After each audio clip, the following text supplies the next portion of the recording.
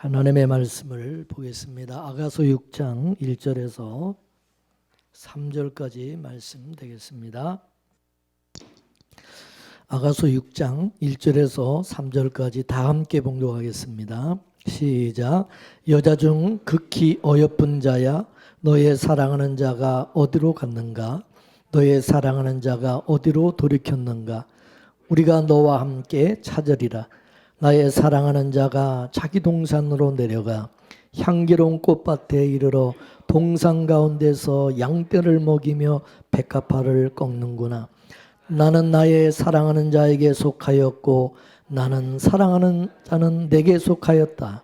그가 백합화 가운데서 그 양떼를 먹이는구나. 아멘. 오늘 본문 2절 말씀을 보면은 백합화를 꺾는다는 그런 말씀이 나옵니다. 이것은 우리의 영광을 죽인다는 뜻입니다. 내 마음대로 살지 못하게 하신다는 것입니다. 우리 옛사람을 죽인다는 그런 말입니다. 신랑이 우리 안에서 우리 옛사람을 죽이는 그런 일을 하시는 것입니다. 육신의 소욕을 죽이는 그것이 바로 백합화를 꺾는다라고 하는 의미인 것입니다. 예수님께서 우리 안에서 간섭을 하시니까 육신의 소욕은 죽어지고 성령의 소욕이 나타나게 되어진다는 것이죠. 이거는 예전에는 상상하지 못했던 그런 일들이 자꾸 툭툭 나타나게 되는 것이죠.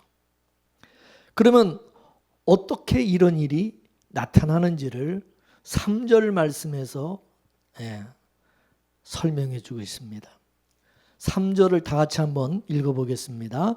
나는 나의 사랑하는 자에게 속하였고 나의 사랑하는 자는 내게 속하였다. 그가 백합화 가운데서 그 양떼를 먹이는구나. 아멘. 여기 보면 나는 나의 사랑하는 자에게 속하였고 나의 사랑하는 자는 내게 속하였다 그랬습니다. 이는 그가 내 안에 있고 내가 그 안에 있다. 그런 말씀이죠. 이건 둘이 아니라 하나라는 것입니다. 쉽게 말해서 한 몸이다. 연합, 한 몸을 의미하는 거죠. 그럼 어떻게 이런 일이 일어날 수 있느냐는 거죠. 이것은 결혼이라는 것을 통해서만 가능해진다는 사실입니다. 결혼이 뭡니까? 결혼은 둘을 하나로 묶어주는 것이죠. 결혼이라고 하는 것은 두 사람이 하나가 되는 것을 말하는 것입니다. 그래서 부부를 한 몸이다 그렇게 말하는 겁니다. 그것도 하나님께서 짝을 지어준 한 몸이라는 겁니다. 이 솔로몬과 이 술람미는 하나님께서 짝을 지어주셨다. 한 몸이다. 그래서 그가 내 안에 내가 그 안에 있게 되어진 거다 그거죠. 어떻게 짝을 지어주셨는가 하면 왕이 노예를 책임져 주는 것으로 짝을 지어 주셨어요. 창조주가 피조물을 책임져 주는 것으로 짝을 지어 주셨어요. 남편이 아내를 책임지는 식으로 엮어 놓으신 것입니다. 우리가 이것을 알려면 아담과 하와를 알아야 됩니다. 하나님께서는 원래 아담 한 사람을 만들으셨어요. 그리고 그 아담을 위해서 나중에 하와를 만드셨어요. 어떻게 만들었나요? 아담의 몸에서 갈비뼈를 취해서. 그죠? 그래서 하와를 만들었어요. 그러니까 하와는 결국 어디서 나왔냐? 아담의 몸에서 나온 거예요. 아담의 몸에서. 이거는 마치 모든 만물이 예수 그리스도 안에서 나온 거와 같은 것이다. 그것입니다. 이렇게 되면 아담은 예수님의 표상이 되는 것이고 하와는 우리 성도의 표상이 되는 것입니다. 근데 하나님께서 아담에게서 나온 그 하와를, 그 여자를 아담 속으로 다시 돌려주는 일을 하는 것입니다. 같이 이 둘을 다시 묶어주는 거죠. 다시 이것을 하나가 되게 이게 결혼이라는 거죠. 그래서 결혼이라는 것은 뭐냐면 본래 나왔던 곳으로 다시 돌아가는 거예요. 다시 돌아가는 거. 그러니까 이 하와는 다시 아담 속으로 들어가는 거예요. 원래 있던 그 자리로 돌아가는 거예요. 이게 결혼이고 이게 구원인 것입니다. 믿습니까? 구원이라는 것은 원래 자리로 다시 돌아가는 거예요. 자기가 있어야 될 자리로 돌아가는 거예요.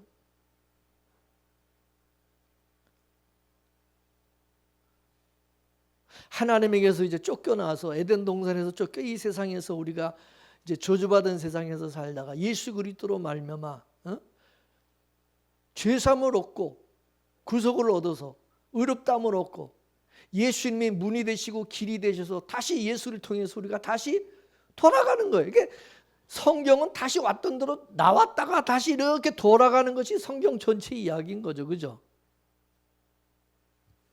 본래 자리로 다시 돌아가는 거. 이게 회복이고 구원이라는 거죠. 다시 말해서 하나님이 보시기에 좋았더라. 그 자리로 다시 돌아가는 거예요. 믿습니까? 본래 자리 하나님이 보시기에 좋았더라.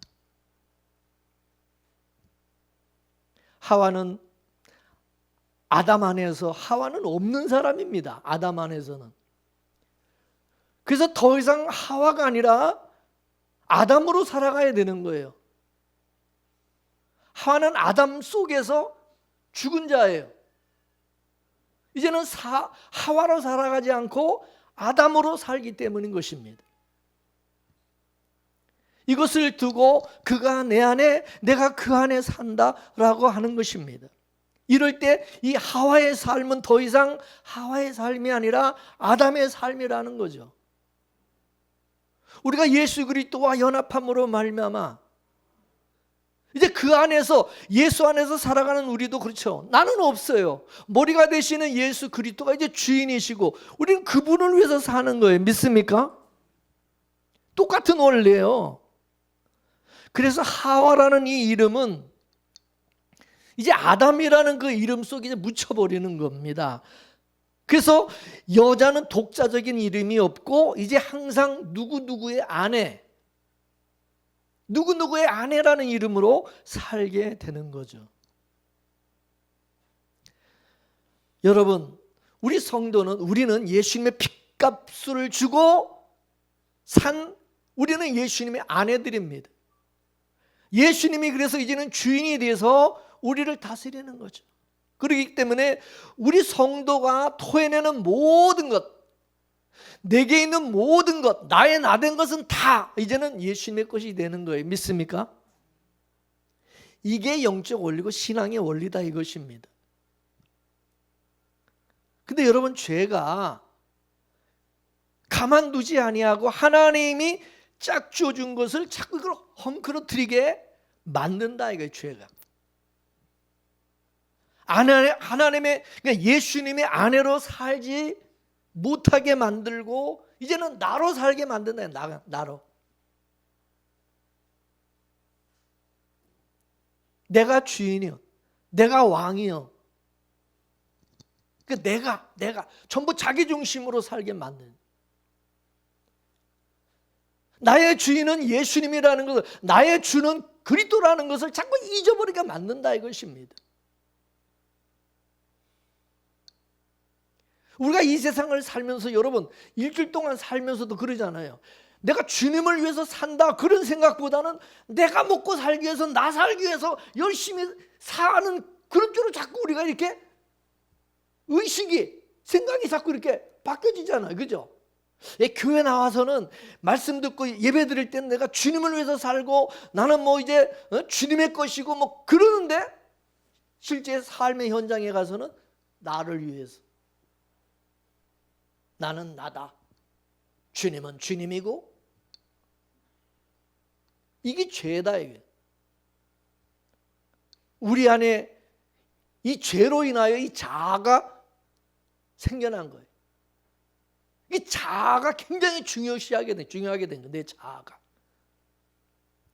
이 자아가 자꾸만 나는 예수님의 아내라는 사실을 이걸 잊어버리게 만든다 이겁니다. 그리고 자꾸 독자적으로 살려고 자꾸 하는 거예요. 독자적으로 살. 그래서 성도는 그 몸 안에 옛사람과 새사람이라고 하는 두 구조를 안고 살아가는 자들입니다. 두 주인이 있다 그 말입니다. 옛 주인과 새 주인이 서로 내 육신을 놓고 치열하게 전투를 싸우는 거예요.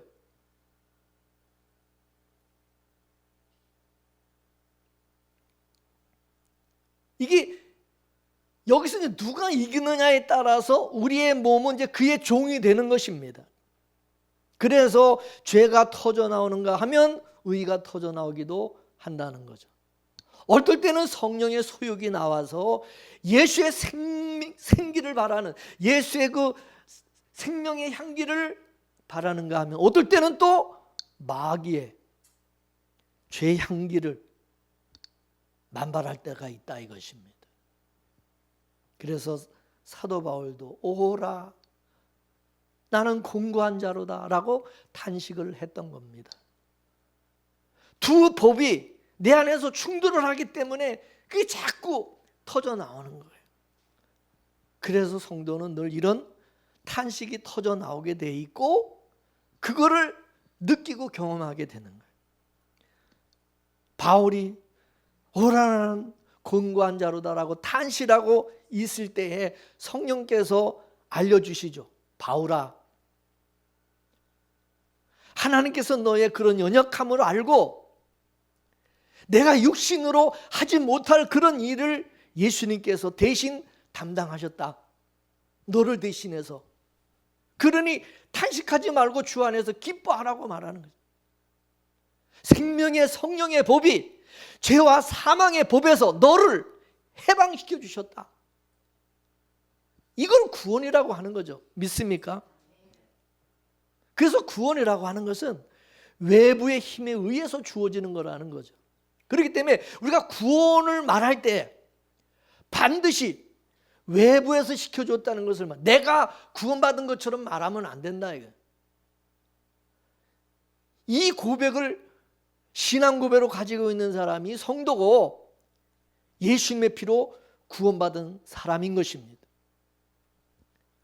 그래서 성도가 살아가는 그 바탕에는 예수님의 그 죽으심이 깔려져 있는 거예요. 나의 생명으로 나의 능력과 나의 힘으로 사는 게 아니라 예수의 생명으로 예수의 능력과 예수님의 은혜로 살아가는 것입니다. 구원은 예수님이 주신 것을 누리는 거지 내가 이루는 게 아니다 이것입니다. 예수님이 이루신 것을 내가 믿음으로 기쁨으로 감사함으로 누리는 것이다. 이게 구원이에요. 이것을 참매 제사라고 말하고 이런 참매 제사를 드리라고 구원을 시켜주셨다 이거죠. 솔로몬 왕이 노예인 이 술람미를 사랑한 것도 왕의 은혜와 그 사랑을 자랑하도록 하기 위함이다 이것입니다. 왕의 은혜를 자랑하라고 자격도 없는 그런 여자를, 그런 술람미를 사랑해 준 거예요. 술람미는 그래서 솔로몬을 위해서 해준 거라고는 아무것도 없고 그냥 받기만 한 거예요. 받기만 했어요. 술람미는 솔로몬이 준 것으로 온몸에 치장을 하고 있는 것입니다. 우리 역시 마찬가지입니다. 탕자처럼 아버지 것으로 온몸에 치장을 하고 있어요. 옷도 아버지가 주신 것이고 신발도 아버지 것이고 반지도 아버지 것이고 먹고 마시는 거 다 아버지 것이고 집도 아버지 것이고 자기 생명도 아버지가 준 거예요. 탕자는 그냥 아버지 것을 받기만 했어요. 자기 거라고는 하나도 없어요. 일평생 이제 아버지가 주는 것으로 살아가게 된 거예요. 그래서 미안하고 감사하며 사는 거예요. 근데 이 탕자가 전에는 지 스스로 나가서 열심히 돈 벌고 열심히 노력해서 독자적으로 아버지 것 없이 자기 것으로 자기가 벌어서 자기가 자기 힘으로 먹고 살려고 그래서 집을 나가가지고 그랬는데 결국은 뭡니까? 거지가 된 거죠. 성경이 왜 탕자가 구원받은 우리 성도의 모습으로 말씀해주고 있는지를 알아야 됩니다. 구원받은 성도의 모습이 바로 탕자의 모습과 똑같기 때문에. 믿습니까? 우리는 탕자처럼 자기 딴에는 잘하겠다고 한 것이 결국은 아버지 재산 다 털어먹고 망한 것밖에 없어요. 하지만 아버지는 자신을 망신시킨, 아버지를 망신시킨 그 아들을 아예 버린 것이 아니라 용서해 주심으로 아버지의 사랑을 나타냈어요. 이거는 아무나 할 수 있는 사랑이 아니라 이건 아버지만 할 수 있는 사랑이다. 이게 믿습니까? 이웃집 남의 아버지는 이렇게 할 수 있어요, 없어요? 이웃집 남의 아버지는 절대 그게 못하는 거예요. 안 되는 거예요. 이웃집 아버지는 바로 마귀인 것입니다. 마귀라는 아버지는요 절대 죄를 용서하지 못해요. 그냥 철저하게 법대로 정죄하고 처리해버리는. 그래서 마귀 집에서는 탕자처럼 살면은 이거는 여지없이 법대로 처리해서 옥에 가두거나 죽여버리는 거예요. 이 세상은 그래서 여러분 하나님이 마귀에게 줬잖아요. 마귀에게 준 세상이기 때문에 이 세상에서는요 잘못했다, 법을 어겼다 얄짤 없어요. 바로 법대로 구속해서 재판해서 감옥에 가두든지 죽이든지 하는 거예요. 이 세상은 그게 다른 거예요. 만일에 아버지를 망신시켰다 그럼 집에서 쫓아내버리는 거죠. 이런 놈은 자식이 아니라고 죽여버리는 거예요. 그게 세상이에요. 그러나 하나님의 아버지의 사랑은 그게 아니다. 그것이 믿습니까? 술람미가 예루살렘 여자들에게 나는 신랑을 문전박제했는데도 우리 신랑은 나의 신랑은 자기를 사랑한다고 피를 발라놓고 갔다고 그렇게 말을 합니다. 그래서 예루살렘 여자들이 그런 신랑이 어디 있냐? 어느 신랑이 먼 길을 다녀왔는데 잠잔다고 문도 안 들어주는 여편네를 그걸 가만 내버려 두는 그런 신랑이 어디 있냐 세상에. 예루살렘 이 여자들의 말 속에는 아마도 자기들이 그런 짓을 했다고 한다면 자기들이 신랑에게 쫓겨나고 아마 죽었을 것이라 그런 뜻이 담겨져 있는 거예요. 그들의 신랑은 어떤 신랑이냐? 법대로 하는 신랑이기 때문에 법대로. 그래서 신부가 잘못해도 법대로 하지 아니하고 용서해 주는 그런 신랑이 있다면 우리도 그런 신랑을 만나고 싶다고 한 것이 아니겠습니까? 예루살렘 여자들에게는 이 술람미를 무조건 용서해 주는 그런 신랑이 너무너무 부러운 거예요. 예루살렘 여자들의 그 신랑은 잘못하면 죽이는 바로 율법이라는 남편인 것입니다. 근데 술람미의 남편은 뭐예요? 잘못을 해도 무조건 용서해 주는 은혜라고 하는 남편인 것입니다. 예루살렘 여자들에게는 이런 솔로몬의 이런 사랑, 이런 남편은 낯선 거예요. 아주 낯설은 거예요. 예루살렘 여자들은 술람미를 통해서 이 세상에 없는 낯선 그런 신랑이 있다는 사실을 알게 된 것입니다. 이렇게 되면 술람미는 세상에 없는 그런 신랑을 소개하는 메신저와 같은 것입니다. 하나님은 성도에게 술람미처럼 이 세상에 없는 무조건 용서해 주는 은혜 신랑을 자랑하고 증거하고 소개하고 세상에 없는 사랑을 받게 하신 것입니다. 그렇기 때문에 우리는 술람미처럼 무조건 용서해 주는 그런 신랑을 우리는 세상 사람들에게 소개하고 자랑해야 된다. 믿습니까? 그래서 사도 바울이 아덴에 가서 그랬어요. 너희들이 알지 못하는 그 신을 내가 너희들에게 알려주겠다. 다시 너희들이 알지 못하는 낯선 그런 신랑에 대해서 내가 너희들에게 소개해 주겠다. 그 말과 같은 거죠. 아덴 사람들이 알고 있는 신은 어떤 신입니까? 바로 예루살렘 여자들이 알고 있는 신랑과 같습니다. 바치지 않으면 그냥 혼내주는 그런 신랑인 것입니다. 그러나 사도 바울이 알려준 그 신은 일방적으로 베풀어주는 신이다 이것입니다. 사도 바울이 만난 그 신이 바로 술람미가 만난 바로 그 신랑 것입니다. 그리고 술람미가 만난 그 신랑이 바로 우리가 만난 예수 그리스도이신 것입니다. 믿습니까?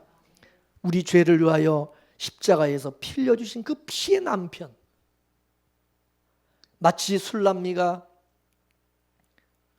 그 신랑을 쫓아냈는데도 문전박대했는데도 그런 못된 여편네를 용서해 준 그 신랑을 자랑하였듯이 우리도 나같이 이런 못된 죄인 중에 개소 같은 나를 용서해 주신 그 신랑 되신 예수님을 우리는 자랑해야 된다 이것입니다. 신부의 몸에는 신랑의 사랑을 많이 담고 있어야 됩니다. 그래서 우리는 예수 그리스도로 옷 입었다고 그래요. 예수 그리스도 옷 입었다는 것은 내 것은 없고 다 신랑이 준 것으로 우리는 치장을 하고 예수님의 것으로 치장한 그것으로 우리는 하나님 앞에 가야 된다는 거죠.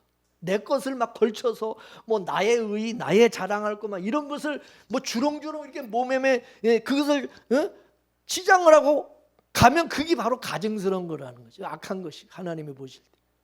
하나님이 보시기에 좋은 게 아니다. 그건 그저 신랑이 준 것으로 예수님이 우리에게 주신 것으로 우리는 몽땅 다 예수님의 것으로 예수 그리스도 옷 입고 우리가 하나님 앞에 갈 때 하나님이 보시기에 좋았다. 믿습니까? 그래서 신부의 옆구리를 탁 찌르면은 그냥 신랑 자랑이 나와야 된다. 툭 튀어나와야 된다. 이 성도의 옆구리를 빡 찌르면은 그냥 내가가 아니라 예수님 자랑이 나와야 되고 예수님, 주님이 나와야 되는 거예요. 믿습니까? 그러라고 우리를 구원해 주신 거예요. 구원받은 성도가 아직도 지가 잘난 줄 알고 뭐 그냥 자기 생색내고 그냥 푹 찔러면 그냥 엉뚱한 자랑이나 했었고 구원받은 자의 모습이 아니다. 천한 노예를 신부로 맞이할 때는 여러분 신부에게 바라는 게 없어요. 노예한테 뭘 바랍니까? 왕이. 그냥 신랑의 은혜를 보여주려고 일부러 그 천한 죄인을 노예를 신부로 맞이한 거예요. 솔로몬은 천한 노예까지도 다 사랑하는 그런 사랑을 가지고 있다. 이거를 자랑하고 싶은 거죠. 하나님의 은혜와 사랑은 온 세상을 가득 덮고도 남음이 있습니다. 하나님의 그 은혜는 자기를 죽인 원수까지도 용서해 줄 수가 있어요. 용서하지 못할 것이 하나도 없다. 하나님의 은혜는 그래서 겨울철에 내리는 하얀 눈과 같습니다. 밤새 내린 눈은 온갖 더러운 세상을 하얗게 다 덮어버리잖아요. 세상에 갖가지 더러운 것들이 있는데 눈이 그런 더러운 것들 눈에 보이지 않도록 하얗게 덮어버려요. 눈 속에 파묻혀 있는 각종 더러운 것들이 바로 우리의 죄악들이다 이것입니다. 우리 안에는 각종 그런 더러운 죄들이 들어있어요. 그런데 하나님께서 우리의 그 죄가 주홍같이 붉을지라도 양털같이 하얗게 주셨다는 사실입니다. 하나님의 은혜가 눈처럼 그 모든 더러운 죄를 다 용서해 주시고 깨끗하게 해주셨어요. 마치 동이 서에서 먼 것 같이 우리 죄를 우리 등 뒤로 던져버리심으로 다시 우리 눈에 보이지 않도록 해주셨다는 사실입니다. 할렐루야. 그래서 하나님께서 용서하지 못할 죄가 없다는 거예요. 솔로몬은 술람미가 그냥 문전박대해도 용서해주고 사랑했어요. 솔로몬의 사랑은 술람미의 그 어떤 허물도 다 덮고도 남을 수 있는 바로 그런 사랑이라는 것입니다. 할렐루야. 술람미를 사랑한 솔로몬이 바로 누구냐? 우리의 신랑 되시는 예수님이시다는 것입니다. 우리가 이미 죄인과 원수되었을 때에 우리를 용서해 주시고 사랑해 주심으로 당신의 사랑을 확증해 주셨어요. 예수님은 우리의 그 어떤 것도 다 용서해 주세요. 앞으로도 죄 지을 거 뻔히 알면서도 사랑해 주신다. 그렇기 때문에 우리가 우리 죄를 이기지 못하기 때문에 예수님이 자기 피로 다 덮어주시는 거예요. 하얀 눈과 같이 우리의 모든 죄와 허물을 다 용서해 주시고 다 덮어주시는 할렐루야. 그러므로 이제 그리스도 예수 안에 있는 자에게는 결코 정죄함이 없다고 말한 겁니다. 이해가 되세요? 왜냐? 우리 죄보다 하나님의 은혜가 더 높고 더 넓고 더 깊고 더 풍성하기 때문이라는 거예요. 믿습니까? 여러분 하나님의 은혜를 여러분 우습게 여기지 말라고. 그래서 하나님의 은혜를 우습게 여기지 말라고. 이런 죄는 용서하지 못하실 거야. 용서 안 해주실 거야. 그러지 말라는 거예요. 죄의 경중으로 은혜의 어떤 충만함을 훼손하지 말라는 겁니다. 하나님의 은혜는 바다처럼 온 세상을 덮고도 남음이 있다. 물이 바다 덮은 같이. 할렐루야. 예수님의 피는 용서하지 못할 죄가 없다는 거예요. 도둑질을 해도 용서하고 간음해도 용서하고 사기쳐도 용서하고 살인을 해도 용서하고 사람들이 이거는 절대 용서 못해. 이거는 죽여야 돼. 이 죽음 마땅한 죄야. 그런 것까지도 다 용서하고도 남음이 있다 이것입니다. 할렐루야. 하나님의 은혜는 이런 것들을 다 덮고도 남음이 있다는 것입니다. 그걸 성경은 우리에게 말씀해 주고 있어요. 그렇다고 우리가 이제 괜찮구나, 이제 막 죄져도 되겠구나, 그런 말이 아니라 그 어떤 죄까지도 하나님의 은혜로 다 가릴 수 있다는 말씀인 것입니다. 그러므로 그 어떤 것으로도 그리스도의 사랑에서 끊을 수가 없다고 말씀하는 것입니다. 믿습니까? 예수님의 피는 그 모든 죄로부터 넉넉히 용서해 줄 수 있다는 거죠. 그리고 어떤 허물과 죄로 인하여 하나님과 주님과의 그 사랑이 끊어지는 것도 아니다는 거죠. 착각하지 말라는 거예요. 그렇기 때문에 여러분 예수님의 그 피의 가치를 제발 좀 알라는 거예요. 우리가 이런 엄청난 핏부림의 은혜를 잊고 있다는 사실을 좀 알고 살아라 이 말이에요. 믿습니까? 성도가 살아가면서 지은 죄를 인하여 하나님 앞에 서지 못할 일이 없다는 사실입니다. 나 이러면 잘리는 거 아닌가? 나 이러다 구원받지 못하고 지옥 가면 어쩌지? 그거는 예수님의 피를 믿지 않고 있다는 얘기인 것입니다. 그 사람은 믿음이 없다는 얘기입니다. 탕자처럼 살았다 할지라도 아버지, 아빠 그러면서 하나님의 품으로 뻔뻔스럽게 나오는 게 그게 신앙이고 믿음인 것입니다. 그게 믿음 있는 사람이에요. 할렐루야. 사람들이 볼 때는 되게 저거 뻔뻔스럽고 어떻게 저런 게 있어. 그런데 여러분, 아버지와 아들의 관계가 바로 그런 거예요. 옆집 아저씨나 다른 사람들은 이해가 안 돼. 저런 놈을 그냥 집에서 쫓아내버려. 그래서 여러분, 우리가 자식 얘기를 하다 보면 남들은, 옆에 다른 사람들은 그 얘기를 들으면 이 못된 놈을 죽여버리고, 그 자식 그런 놈을 그냥 그걸 가만 내버려도 막. 그런데 부모 자식은 안 그래요. 그죠? 남의 자식에 대해서는 막 우리가 막 이렇게 성토하고 정죄하고 얘기할 수 있는데, 그게 내 자식일 때는 얘기가 달라진다 이거예요. 그렇죠? 남의 자식 얘기할 때 내 자식 얘기하는 게 틀린 거예요. 내가 잘못했어도 아버지, 아빠, 저 왔어요. 잘못했어요.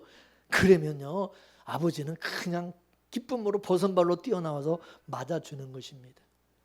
너희는 어떻게 그럴 수가 있느냐? 묻고 따지지 않는다는 거죠. 근데 이놈이 잘못했다고 아버지를 무슨 이웃집 아저씨처럼 생각하고 집에도 안 들어오고 아버지에게 돌아오지도 않고 집으로 오지도 않고 그냥 가출해서 나가버리고 안 와. 아예 아버지가 원수지고, 이거는 진짜 이건 잘못한 거죠. 진짜 이건 자식이 아닌 거죠. 자식은 그럴 수가 없습니다.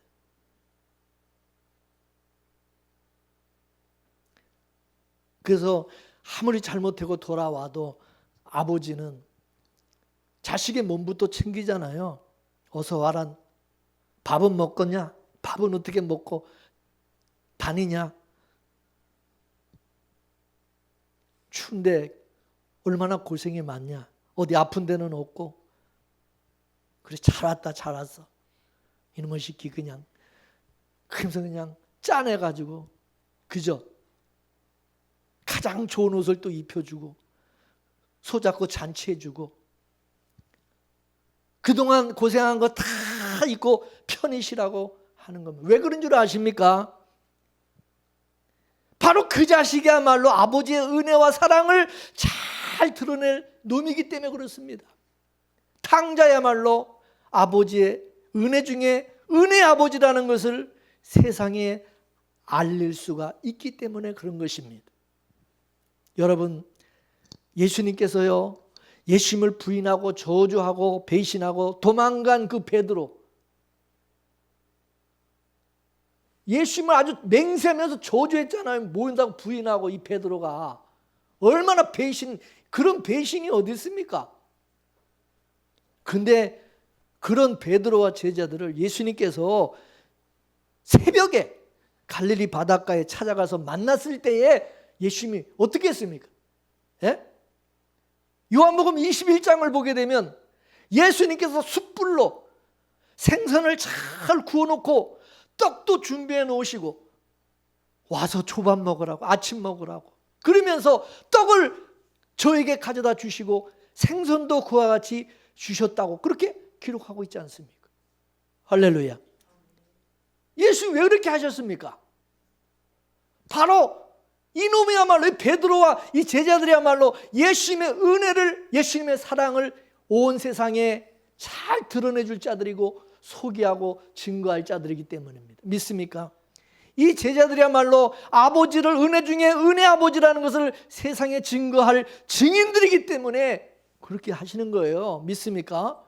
여러분, 이 비밀을 여러분 이해를 해야 되는 겁니다.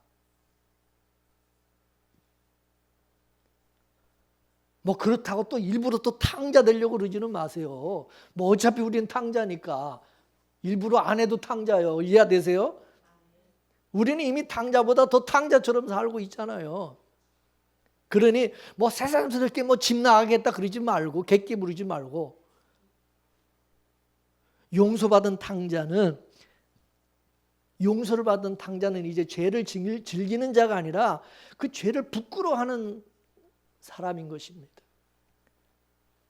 다시는 이제 그런 멍청하고 어리석은 짓을 하지 않는단 말입니다.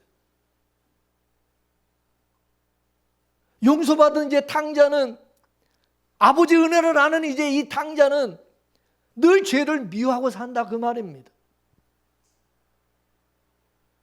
근데 그것도 모르고 일부러 또 나가면, 또 돈 훔쳐가지고 또 가출하면은, 그럼 또 용서해 주겠지. 그러는 놈은, 그거는 아버지의 용서와 은혜를 모르는 놈인 것입니다. 이거는 마치 어린아이가 흙장난하면, 옷을 더럽히면 엄마가 새 옷을 갈아입혀 주잖아요. 근데 이 녀석이 영악해가지고, 우리 엄마는 내가 흙장난을 해서 옷을 그냥 막 이렇게 더럽혀도 또 다 깨끗하게 이렇게 또 갈아입혀 주시는구나, 이렇게 생각하고 일부러 막 흐르게 가서 뒹굴면서 흙장난을 하고 옷을 더럽히는 것과 같다, 그것입니다. 이거는 새 옷을 갈아입혀 준 의미를 모르는 것입니다. 그러므로 구원이 뭔지를 모르는 사람은 또 자기 마음대로 사는 것입니다. 이런 것을 두고 성경에 개가 토한 것을 도로 먹는다고 그렇게 말씀하신 것입니다. 하나님은 예수님의 피를, 자기 죄 지은 것을 뒤치다거리나 해주는 그런 것으로 여기는 그런 자는 예수님의 피를 모욕하는 자로 간주해서 죽여버립니다. 일부러 죄 짓는 거와 육신이 연약해서 죄 짓는 것은 달라요. 그래서 히브리서에서도 그렇게 말했잖아요.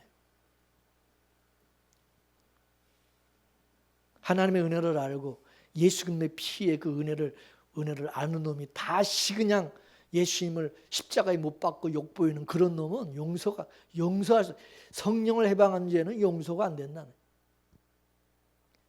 뭐 죽인다 해가지고서는 뭐 그 자식이 아니라는 것이 아니라 하나님이 그냥 무섭게, 진짜 무섭게 징계를 해버린다는 거예요. 그래서 바울이 성만찬을 할 때에, 우리가 성만찬식을, 예식을 가질 때 예수님의 죽임의 의미를 모르는 사람은 떡과 포도주를 마시지 말라고 그런 거예요. 그거는 예수님의 피를 모욕하는 것이고 그것은 죄를 먹고 마시는 것이라고 그렇게 말을 했어요. 그죠? 성도가 죄를 대하는 자세는 이제는 죄를 미워하고 두려워하는 것이 맞는 것입니다. 뭐 죄 지면 이제 뭐 다 용서해주고 뭐 은혜로 사니까 뭐 이제는 하나님 말씀대로 안 살아도 되고 뭐 나는 이제 뭐 내 마음대로 막 살아도 되겠네. 그거는 아주 그냥 하나님 앞에 얻어 터지려고 아주 그냥 작정을 한 거예요. 나의 죄를 위해서 예수님이 십자가에 달려 죽었다는 그 사실, 예수님이 죽었어요, 나를 위해서. 그 사실을 여러분 간과해서는 안 된다는 것입니다. 그리고 또 일부러 죄를 집니까? 또 예수님이 십자가에 매달습니까? 또 못 박아 죽입니까? 이건 예수님을 모욕하는 거다 이거죠. 믿습니까? 물론 우리 육신은 죄를 이길 수가 없어요. 그렇지만 일부러 죄를 짓는 것에 대해서는 그거는 허용하지 않는다 이것입니다. 이제는 마음껏 죄 지면서 살라고 용서해 준 게 아니고 은혜 베푼 게 아니라 이것입니다. 아주 내 집을 나가는 것이 이제 그게 무슨 버릇이 되고 습관이 되는 것처럼 뭐 그래라고 이제는 용서해 주고 받아준 게 아니다 그것입니다. 예수님의 죽음의 의미를 모르는 사람은 뭐 또 그럴 수 있겠지만 그걸 의미를 아는 사람은 그럴 수가 없다 이것입니다. 죄라고 하는 것은 예수님의 피를 모욕하는 것입니다. 예수님의 피를 믿지 않는 것도 죄지만은 예수님의 피를 아주 우습게 여기는 것도 그것도 죄인 겁니다. 예수님의 피는 그 어떤 죄도 다 덮고 용서하고도 남아요. 그렇지만은 그 피가 모욕당하는 것은 용서하지 않습니다. 예수님의 피를 가볍게 여기는 것을 절대 허락하지 않습니다. 예수님의 피가 죄를 이기지 못해서가 아니라 그 피가 죄를 즐겨 짓는 것으로 이것이 이용당하고 즐겨 죄를 짓는 것으로 쓰여지는 것을 하나님이 그것을 허락하지 않고 막기 위해서 그러는 것입니다. 믿습니까?